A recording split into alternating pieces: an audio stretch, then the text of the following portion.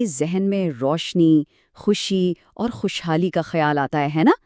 लेकिन ज़रा सोचें, क्या हो जब किसी के पास मनाने के लिए कुछ हो ही ना? आज हम बलापुर गांव की एक ऐसी ही कहानी पर बात करेंगे जो हमें सिखाती है कि असल दौलत पैसों में नहीं, बल्कि दिल की अमीरी में है। तो ये कहानी ना हम सबसे एक बहुत गहरा सवाल पूछती है। आखिर किसी इंसान की दौलत का असल पैमाना क्या है? क्या ये सिर्फ पैसा है या कुछ इससे भी बढ़कर? चले इस कहानी में इसका जवाब ढूंढते हैं। तो कहानी शुरू होती है माया और उसके खानदान से। एक तरफ दिवाली की रोशनियां करीब आ रही थीं और दूसरी तरफ उनके घर में गुर्बत का अंधेरा था।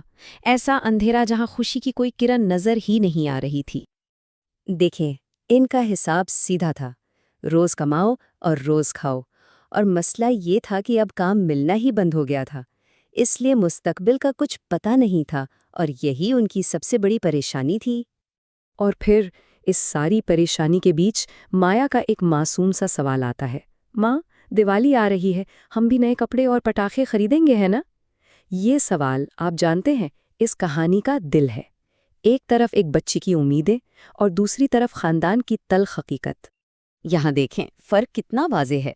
एक तरफ माया के छोटे छोटे ख्वाब हैं, नए कपड़े, पटाखे, दिए, और दूसरी तरफ उसके घर की हकीकत, जहाँ कोई काम नहीं, गुजारा मुश्किल और हर तरफ गैर यकीनी सूरत हाल है।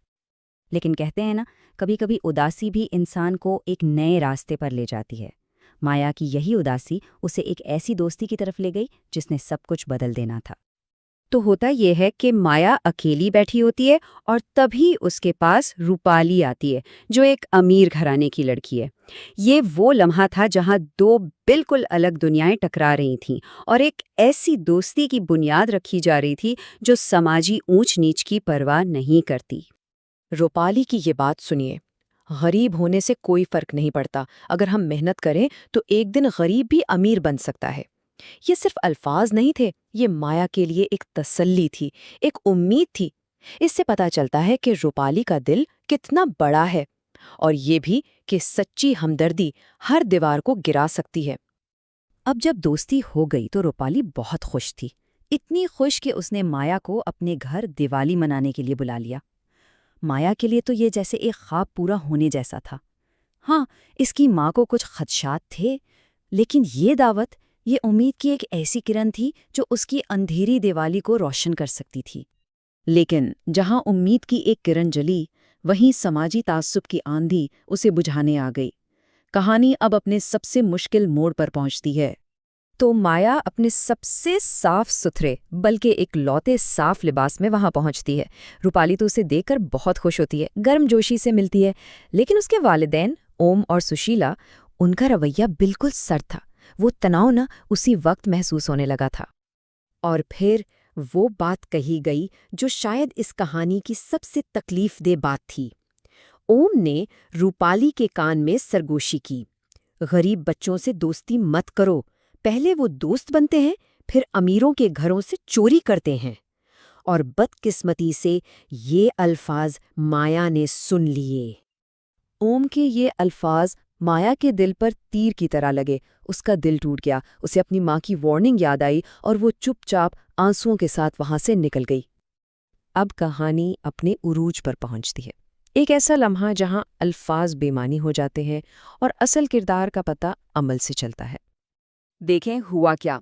अचानक एक पटाखे का रॉकेट गलत सिमत में गया और सीधा रूपाली के पीछे जा गिरा। धमाका होने ही वाला था। माया ने ये देखा और एक लम्हा भी जाया किए बगैर अपनी दोस्त की तरफ भागी और उसने बगैर सोचे समझे रूपाली को खींचकर एक तरफ कर दिया, ठीक उसी वक्त जब रॉकेट फटा। अपनी दोस्त को बचाते हुए माया के अपने हाथों और पैरों पर चोटें आ गईं।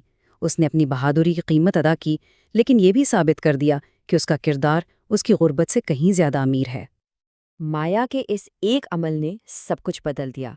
उसने ना सिर्फ अपनी दोस्त की जान बचाई, बल्कि एक सख्त दिल को भी पिघला दिया और एक खानदान की किस्मत ही बदल दी। ओम का रिएक्शन देखने वाला था। वो हैरान था, शर्मिंदा था।